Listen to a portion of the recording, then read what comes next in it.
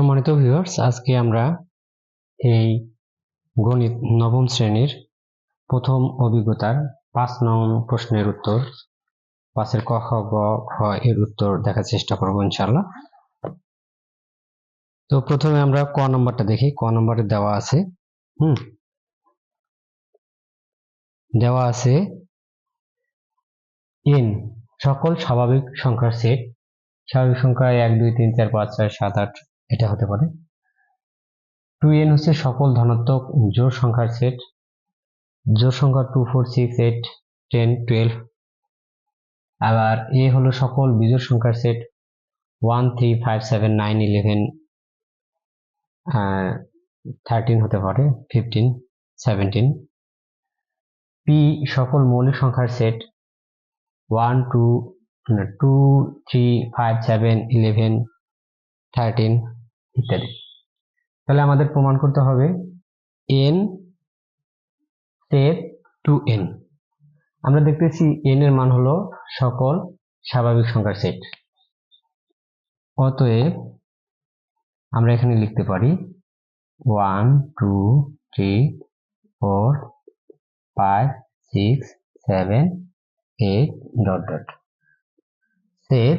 তাহলে আমরা লিখতে পারি 2n এর মান হলো 2 4 6 8 10 12 ডট ডট। তাহলে এখানে আমাদের মিল যেগুলো আছে শুধু সেগুলোই নেব, যেগুলো মিল আছে শুধু সেগুলোই নেব। তাহলে আমরা নিতে পারি এখানে মিল আছে 2 4 6 8 10 12 ডট ডট ডট জোড় সংখ্যাগুলো। এটা হলো অ্যান্সার। এবারে খ নাম্বারটা কি আছে? খ নম্বরে আছে n set a। n set a। তাহলে এখানে n এর মানটা আমরা কি পাই? n এর মান হলো ওই যে স্বাভাবিক সংখ্যা 1 2 3 4 5 6 7 8 ডট ডট ডট সেট এর মান কি? এর মান হলো সকল বিজোড় সংখ্যা। তাহলে 1 3 5 7 9 11 ডট ডট। তাহলে এখানে আমরা যেগুলো মিল আছে সেগুলো শুধু নেব। তাহলে কি শুধু মিল আছে 1 3 5 7 9 11 ডট ডট ডট। এটা হলো অ্যান্সার। এরপর আছে গ নাম্বার। তাহলে আমরা একটা মিশিয়ে দিতে পারি।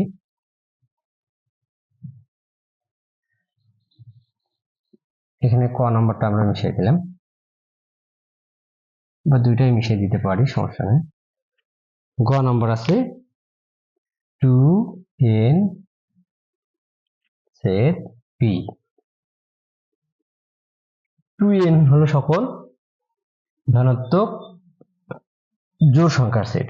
তাহলে আমরা এখানে লিখতে পারি 2 4 6 8 10 12 ডট ডট সেট p এর মান হলো সকল মৌলিক সংখ্যা।